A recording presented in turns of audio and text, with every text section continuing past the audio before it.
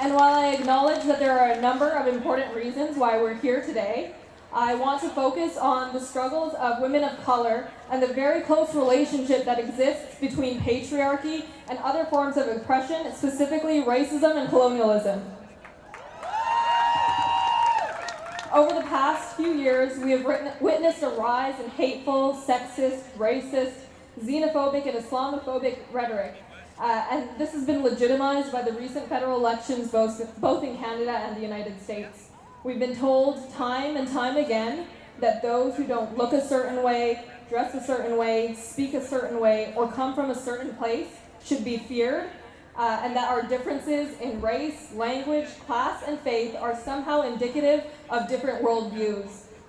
However, the reality that we're all standing here today, united in our opinion that women's rights are human rights, proves that hate and fear will not prevail. And it is empowering to stand among so many like-minded, strong individuals who are dedicated to working towards a society in which women, all women, are treated with dignity and respect. And by working together in this fight for our rights, we show that we refuse to be divided. While we stand united today in the face of ever-growing hatred and fear, it is important to remember that racism and xenophobia are systemic issues that also exist in Canada. These issues do not stop at the border. Since the US election in November, I've heard people, often white and sometimes even women, say how we are so lucky to be in Canada. And I have tried my very best to politely offer my view, my lived experience as a woman of color, as well as the experiences of some of my hijab-wearing Muslim sisters who were targeted with hateful comments in the immediate aftermath of the election. And a sharp rise in hate crimes against Muslims and those who appear to be Muslim was also documented in 2015, the year that the niqab became an issue in our federal election, for some reason. And while the events south of the border have really struck a nerve, pushing us to mobilize here, we need to remember that oppression and violation of the rights of people who are different, and in particular women and children, by those in power is not a new phenomenon by any means.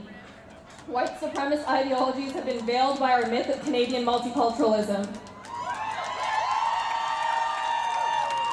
Over the years, Canada has witnessed racism in a number of incarnations, primarily against Indigenous people, Black immigrants and former slaves from the United States, Chinese immigrants, Japanese citizens, South Asian immigrants, and today's rampant Islamophobia is just the newest form, and unless we confront the systems which allow for the subjugation of human beings based on the color of their skin, this list will continue to grow.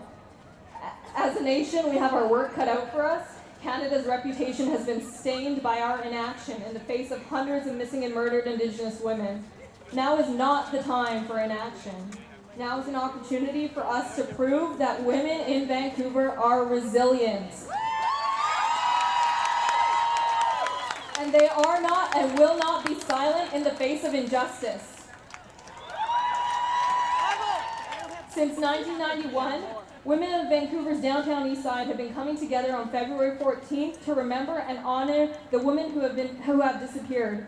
And for 27 years, they have fought the violence and injustice against Indigenous women in the community. This Valentine's Day, you should consider joining the Downtown East Side Women's Memorial March in their long-standing fight for justice.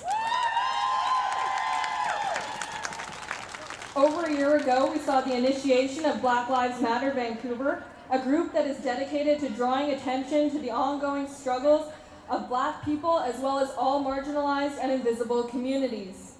3 American women started the Black Lives Matter movement, and women and non-binary folk are at the forefront of the local Vancouver chapter. The movement highlights the reality that Black people have experienced a long and unbroken history of police brutality. They are at the forefront of resisting state violence and calling out systemic racism in the United States and globally, a struggle that will only become more important over the next 4 years. It is unfortunate and rather disappointing that Black Lives Matter Vancouver, a group of dedicated, vocal supporters of intersectional feminism, are not represented here today, as they are leaders in advocating for justice and equality in Vancouver.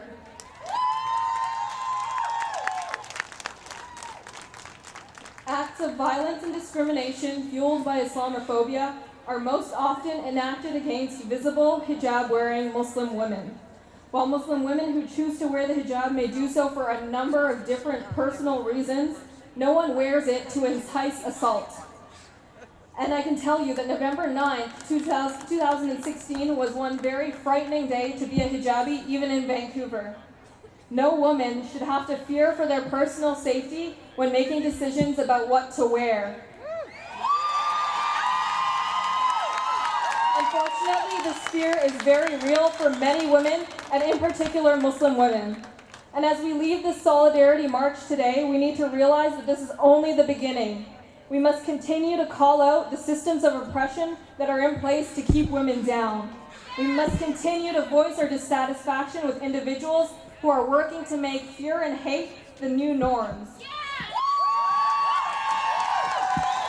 This is a time for us as women and allies to be vigilant, to speak out when you hear strangers, friends, colleagues, or family members using and repeating divisive rhetoric.